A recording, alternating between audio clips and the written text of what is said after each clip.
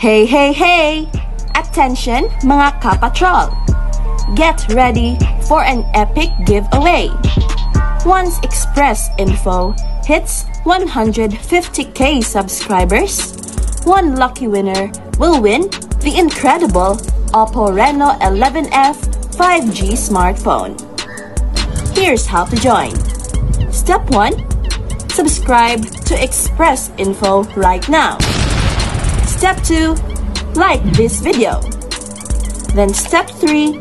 Comment anything good and positive about our idol Kai Sotto. Super easy. Just subscribe, like, and comment. Congratulations, Boston Celtics! Pinakamaraming NBA championships na kupunan. Ang Boston Celtics ay nagwagi ng kanilang ika-18th na title, kaya nabuwag ang kanilang pagkakatay sa Los Angeles Lakers. Ang Boston Celtics ay nagwagi ng kanilang unang kampyonato sa loob ng 16 years sa pagkatalo ng Dallas Mavericks sa Game 5. Noong magsimula ang NBA season 2003-24, parehong may 17 titles ang Los Angeles Lakers at ang Boston Celtics na nasa tuktok ng NBA's all-time championship leaderboard. Kung tayo ay magiging lubos na teknikal, ang Lakers sa katunayan ay nanalo ng ika-18th na titulo bago ang Boston Celtics. Well, ang problema, ito ay para sa bagong in-season tournament championship at hindi para sa traditional end-of-season title. Pero kung merong anumang pag-aalinlangan kung sino ang nangunguna sa trono sa all-time championships, well, of course, ang Boston Celtics. Nakuha nila ang 2024 NBA Championship sa pamamagitan ng panalo sa Game 5 laban sa Dallas Mavericks. Nagwagi ng kampyonato, eksaktong 16 years matapos ang kanilang huling tagumpay na nangyari pa noong June 17, 2008. Ngayon, nangunguna na ang Boston Celtics sa all-time leaderboard ng liga, habang ang Los Angeles Lakers ay nasa ikalawang pwesto na may 17 titles. Nanalo ang Boston Celtics ng 18 championships noong 1957, 1959-1966, 1968-1969, 1974, 1976, 1981, 1984, 1986, 2008 at ngayon 2024.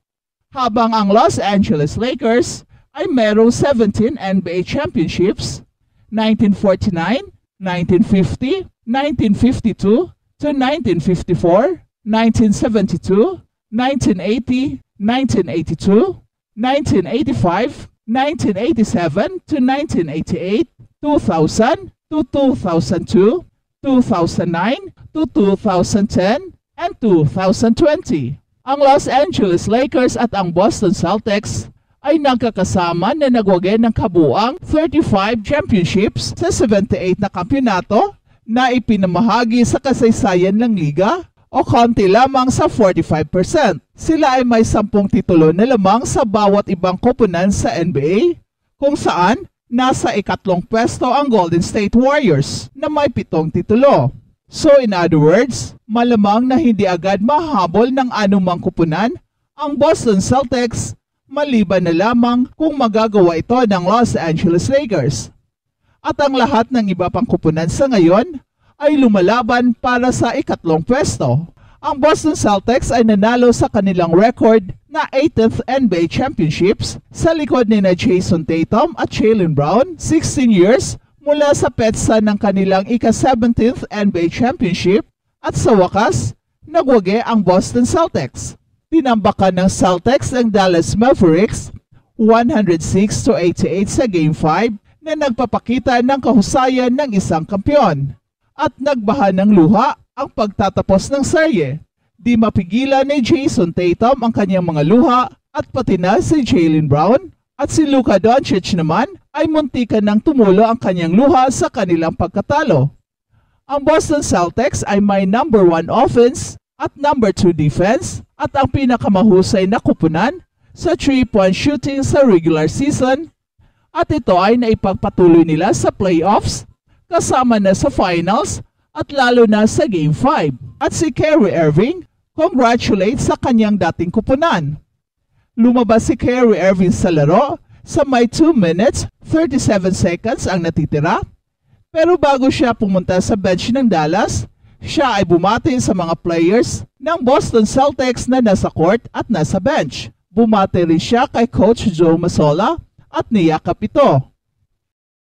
Samantala, magtitipon-tipon na ang Gilas Pilipinas ngayong June 22 at inaabangan na ng lahat ang pagbabalik ni Kai Sotto sa Gilas uniform, and it is expected na sa unang practice ng Gilas ay gugulatin ni Kai ang team. Ibang klaseng training kasi ang ginagawa ni Kai ngayon with the supervision of Coach Melantin, na kung saan tinututukan talaga nila ang pagpapalaki ng katawan ni Kai at mukhang target ata nila na aabot hanggang 250 pounds ang timbang ni Kai in time sa Olympic qualifying tournament.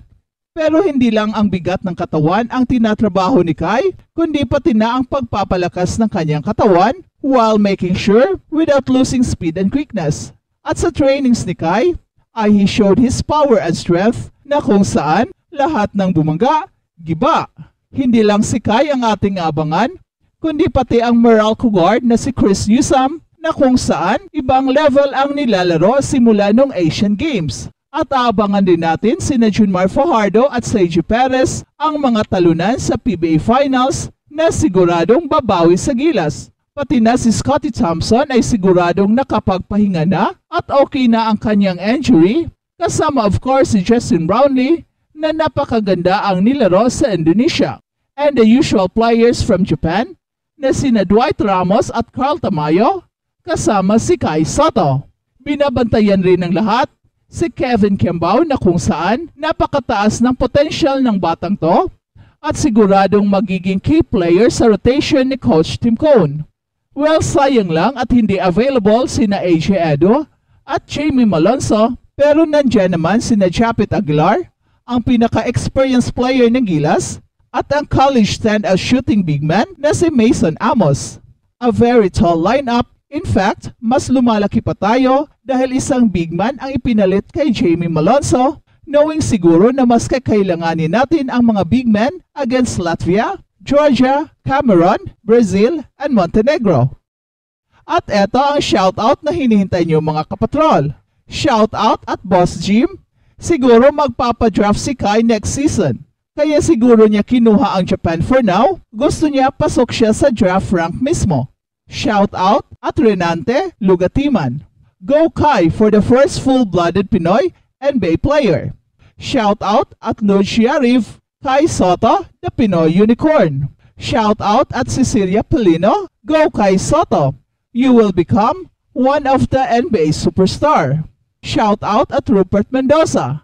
Kayang-kaya yan, basta huwag magsuswapang at magsasarili mga kasama niya.